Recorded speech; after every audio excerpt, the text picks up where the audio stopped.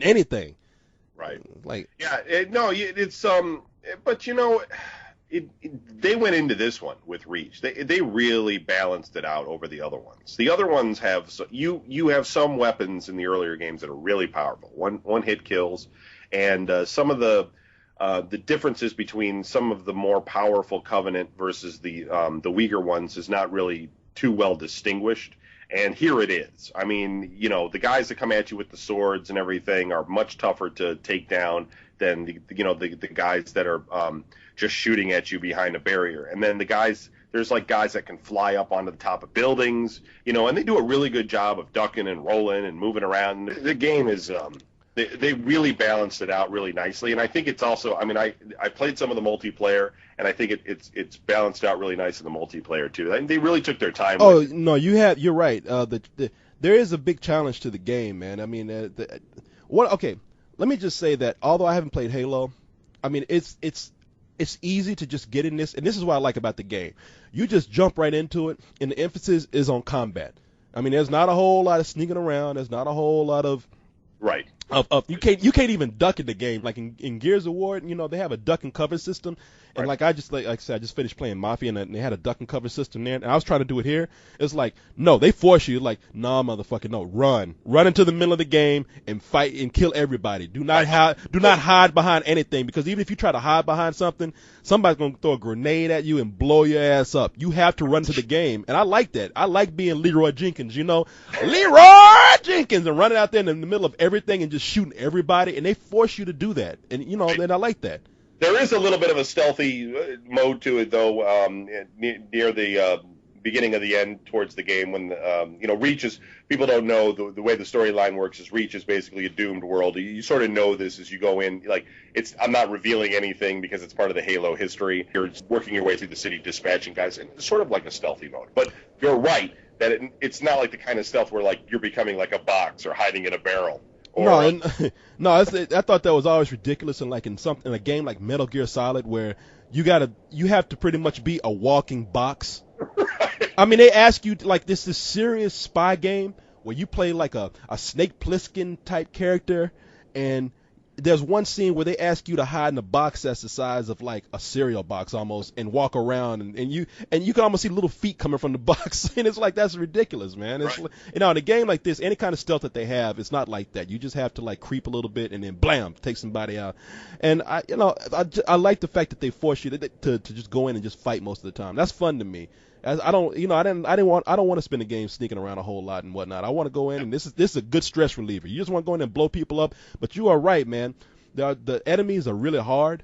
Yeah. I mean, I know that in a lot of the Halo games, having the sniper gun is something that was a big plus. Right. You could take people out from a distance, but you got to be real sneaky with that sniper gun, man. You have to find the right angle where the enemy really. If there's one person you want to take out, you can't take them out from you could be miles away and they will still be like, I see you, bitch, and they'll hide and they will duck and cover and move, and you have to like really find that sweet spot in order to take them out. There was one part where the big guys that shoot out the green plasma that could take you out with one hit. Yeah, those guys are tough. I remember I was somewhere and I thought I was safe. I tried to take them out with the sniper gun with one hit, and that thing looked up, and I didn't even know he saw me.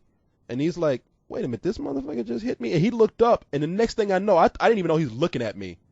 And the next thing I know, I was like, is that what I think? And there's a big ball of green light and took me right out. And I was like, the game keeps you moving, man. You have to like really find the right spot to take people out. Again, forcing you to go into the middle of combat. But now the combat is fun. The game is fun. I can see why Halo is a fun game because of the emphasis on fighting. So I really do have. I'm having a lot of fun with the game. I've gone back. Because here's the deal. I'm just gonna say it's really full featured. I mean, it has a nice balance of the single player mode is a lot longer this time around, I thought, and it's got a lot of stuff to see in it because you are part of this history of this planet's getting destroyed, and like we were talking about, it has these different modes where you're like up in space and everything, and then it has a really full featured multiplayer. It has that level designer in it.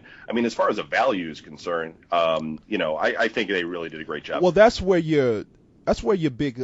I think for people like me who Right. don't do a whole lot of multiplayer gaming. I think it's not going to give you as much value. I like to go in. I like to play single mode or campaign mode. And here, it's fun. It's a fun game in campaign mode, but here's some of the drawbacks. Now, in campaign mode, here's the deal. It's kind of short. You can finish it. I know the average time of the game. It took me about 10 hours to get through most of it, and the average time they say is about 8 hours. So you can. These campaigns have always been short in this series. So if you're playing alone, it's not that hard. You can get through it pretty quickly if you're rushing through it. And I guess for some people like me who have a lot to do, that's fine. Some people who might want to relish in the game a little bit more might be a little disappointed. But the other thing is that there's all these different weapons and there's all these features that you can have to your armor. Like there's all these little shields that you can pick up to recharge your armor, and they give you different powers. Like you can put a shield around yourself. You can make a decoy that the enemy will fire at. You have one that will make you run fast. You have the new addition is the jetpack, which I use that jetpack like a motherfucker when I found it. You talking that dude with that sword was kicking my ass, man. There's a big dude in the sword. He's really powerful. Take you out with one swipe.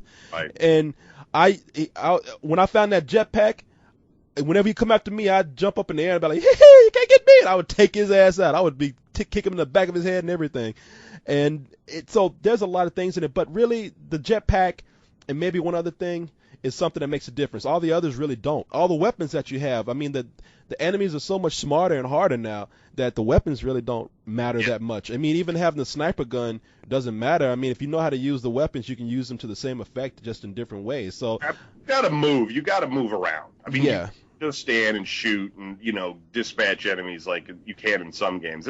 You're gonna have to do some running. No, you can't stay. Yeah, you can't, and that's okay too. I mean, there's a plus and a minus to that. On the minus side, like I said, it just seems kind of inconsequential having all these different varying abilities to these armors and weapons, and that's because they're all gonna not make any real difference in the end. But at the same time, it's good to play around all these different weapons and not have to sit around and make a strategy for every. Like if you lose a gun, you're thinking to yourself, oh man, if only I kept that, I could have got to the game easier. There's games where you really regret not having something, exactly. and you don't get it back. And here it's like, no, I mean, just keep moving. It'll be okay. You'll find something else. All right, just quit crying and go on. Exactly. If you run out of ammo, you know you're going to run across an alien that's going to have some kind of a gun, but it might not be the gun you want because you might have had a better gun, but you can still kill them with it. It just takes a lot of running around. Although with vehicles. I often found that I was getting inside of a vehicle and driving it around and not wanting to lose it, and then you get to a point in the game where they either pick you up or they put a barrier there or something so you can't continue on, and then I try and smash through the barrier because I'm like, no, I want to keep this, Yeah. Actually, I got away with that at one point. I actually did take one of the vehicles up the stairs where I wasn't supposed to and drove it through the scaffold. Just running guys over, I don't know. It's fucking chasing guys from the water cooler, like aliens at the water cooler. You're running after them and shit. God damn it, let him in here. Yeah, and and I don't mind short games like that myself. I mean, if I'm paying $60, I don't want a game to be 2 hours long or 3 hours long all the time. But here, I mean, I think 8 hours is a good length for somebody like me, so you can get through it pretty fast. But that brings me to the story, man. Playing through this, everybody keeps talking about. I've read some reviews where they talk about, oh, this story was so heartfelt. Oh, this is so good to be back with these characters. I don't give a fuck about anybody in this game. I don't know enough about these people to really care at all. I mean, they drop you in the middle of the game. They give you no character development besides, this person has an accent. This person has a bionic arm. This person got a shaved head. I don't know. And that's all you know. I'm sorry, kids. I'm sorry if you've been with Halo this whole time. This game right here, just jumping into it. I never thought that the story was all that strong. I know you got novels and Halo shit all out there. That's where it all is. It's not really in the games. That's the thing. If you just play the games straight up, because I have, and I'm not really retaining who all these people are either. Maybe I ran into them. I mean, I asked Chief, who's not in this. I know Cortana, who apparently isn't in this. But for the rest of it, I don't know. Yeah, I don't give a fuck about these people. I don't think this story. I'm sorry. Okay. Come down on me. I know people are gonna be like, you don't know what you're talking. I don't know what I'm talking about. Okay, I'm not a Halo fan. I don't give a. I could care less about this story at all. And I don't think the story is strong throughout the rest of the Halo games. I know I haven't played that much, but playing through Halo 3. I don't think there was much of a difference there. Really, man, you're blasting people so much, you run around shooting things. You never stop any character development. Don't tell me that this is about story. It's not. It's about you running out and killing people and teabagging people. That's about it. Right. No, the story is, okay. It is a science fiction world, so you need to have some basis for it. So they explain some things here and there, but I don't think story was ever the primary motivation of this game. No, it's not. I'm telling you, it's not. People, what do you have the most fun doing? Reading a Halo novel or playing the fucking game? Right. And if you're reading a Halo novel and you're getting the most fun from that, then take your little nerd ass on somewhere else, because I can guarantee you're not in the majority of people who play this game. You're not in it to read the fucking novels or anything. All right. So you weren't interested. You weren't interested what the bionic armed woman had to say. That didn't interest. Did you just press skip? I thought she was hot because she kind of had these, come on, it's a girl with a bionic arm and she's got these scars on her. I'm like, man, I bet she give me some rough ass sex, but that's about it. Outside of that little shallow bit of information, no, I didn't care. You roll over at night and you got that cold metal arm right there. You might not like that. Like, what? Yeah, you might put a cold metal finger up my ass or something. Be like, hey, wait a minute, shit. It's like what I thought it would be. That thing, man, it's freezing. But to me, playing the single player mode was satisfying. Had a lot of fun. I'm going back and playing it some more, like I said. But as far as being something great or something that's innovative, I don't think it is. And that brings me to why the game really stands out to people. I know why. It does. It is in the multiplayer mode, and this game does give you a lot of value for multiplayer mode. I mean, it gives you so many options in multiplayer. It gives you I'm just going to list off all of the stuff that you get in multiplayer. You get different types of multiplayer. You have team objective, which is a 4x4 capture the flag. You get multi-team. 6 teams of 2 people compete against each other. You get firefight, which is you just take on hordes of enemies in a game where you cooperate with somebody else. You get rumble pit, where it's just a free fall for 8 people. You get the big battle, which is 8 versus 8 people. You get Team Slayer, which is 4x4 deathmatch. I'm not finished yet. There's more. But wait, there's more. You get Invasion, which is 6 versus 6 and it's a fight for territory. You get the Team Objective, which is just 4 versus 4 capture the flag. You get Multi-Team, which is 6 teams. Did I already mention Multi-Team? I did. You get Forge, which is, you go in and build your own maps out of 13 maps, or you can build and make more. And then you have Headhunter, which is almost like the Predator. You collect skulls. Every time you kill somebody, a skull pops up, and if that person has collected more than one skull, they drop all those skulls and you get them. The first person to collect the required number of skulls is the winner of the game.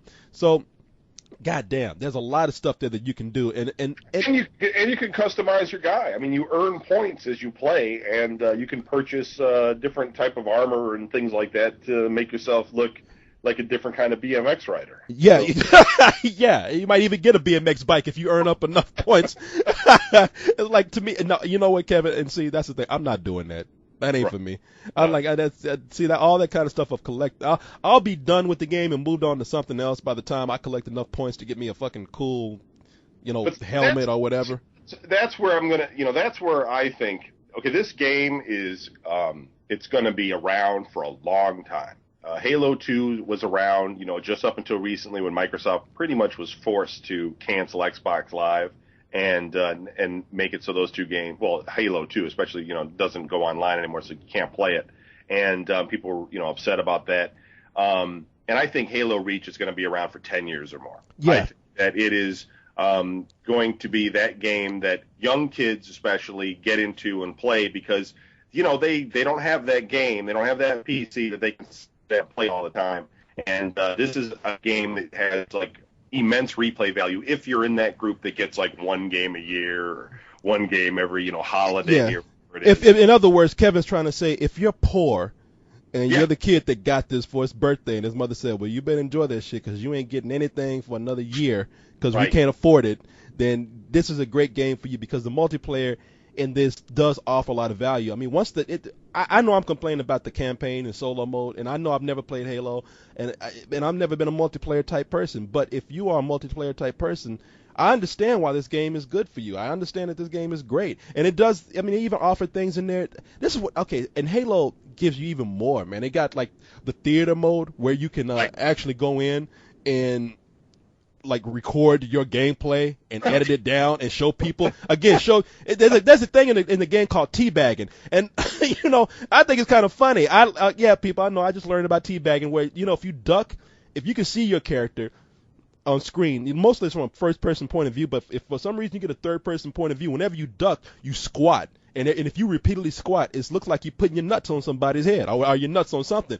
I went through the game, when I first learned how to do it, I went through the game teabagging rocks, bushes, because, there was no dead person to do it to. So I was teabagging everything. I was like a dog humping everything I could. I mean, I got taken out by somebody so many times, like a sniper would take me out because he'd be like, look at that motherfucker down there teabagging that rock. Bam! It's just like, I didn't care. I was having fun. It's the part of the game that he loves the best.